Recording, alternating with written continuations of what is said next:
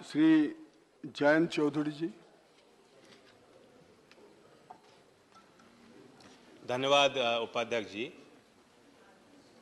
ये जो आज सभी दल के नेताओं ने इस बिल पे अपनी भावना व्यक्त की, ये चीज़ काफ़ी रेयर है कि सब लोग इस कानून में आपके सहयोग के लिए खड़े हुए हैं। मैं भी इस बिल का पूरा समर्थन करता हूँ, लेकिन मैं आपको चेताना भी चाहता हूँ, क्योंकि आप खुद मंत्री जी बहुत संवेदनशील हैं, सामाजिक न्याय के विषय को लेकर गंभीर हैं, इन बारीकियों को अच्छी तरह समझते हैं।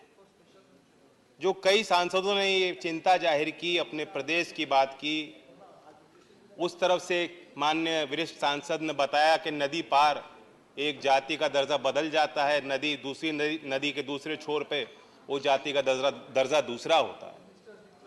अभी वरिष्ठ सांसद फौजिया जी ने धनगर समाज की बात की। यही समाज उत्तर प्रदेश में भी उनकी मांगे हैं।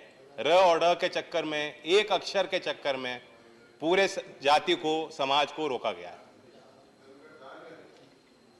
धनगर, आप दूसरी जाति की बात कर रहे हैं। तो सवाल, ये तो बिल तो बहुत सरल है। अब ये नौबत क्यों आई कि 4 जिले में एक जाति को अनुसूचित जाति से हटा करके अनुसूचित जनजाति में जोड़ना पड़ा। मैं चाहता हूं कि मंत्री जी और बड़ा दिल दिखाएं और हिम्मत से काम लें। ये मौके बार बार नहीं आएंगे कि पूरा सदन आपके सहयोग में खड़ा होगा। कितनी ऐसी जातियां हैं, कितने ऐसे विषय हैं जो सरकारी जाल में फंसे हुए हैं।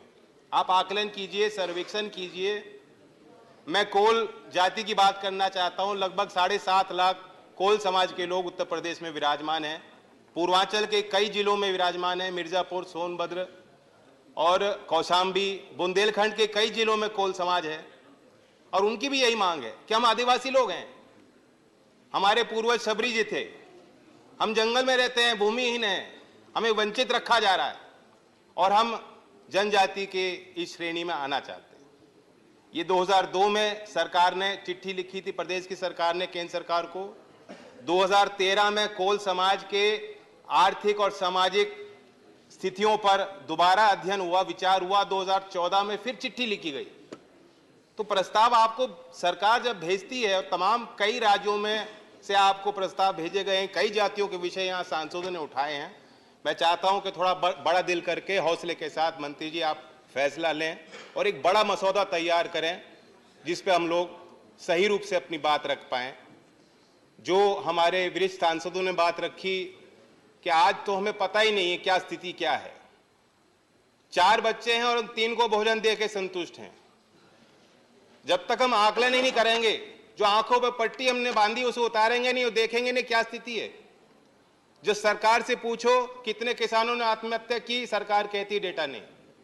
अनएम्प्लॉयमेंट में सवाल होता है सदन में, सरकार कहती है डेटा नहीं। जो किसान शहीद हो गए किसान मोर्चे पे, उसका कोई डेटा, कोई जानकारी सरकार पे नहीं है। कम से कम इस मसौदे पे जो जानकारी आप इकट्ठा कर सकते हो उसे तैयार कीजिए। जाति गणना के समर्थन में मैं आज सदन में खड़ा हूं।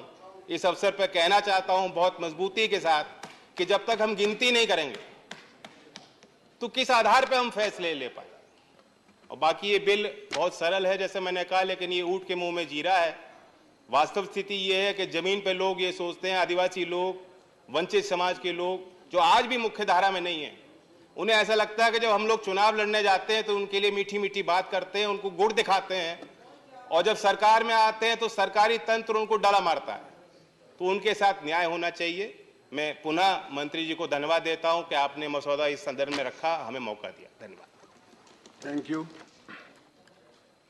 श्रीमती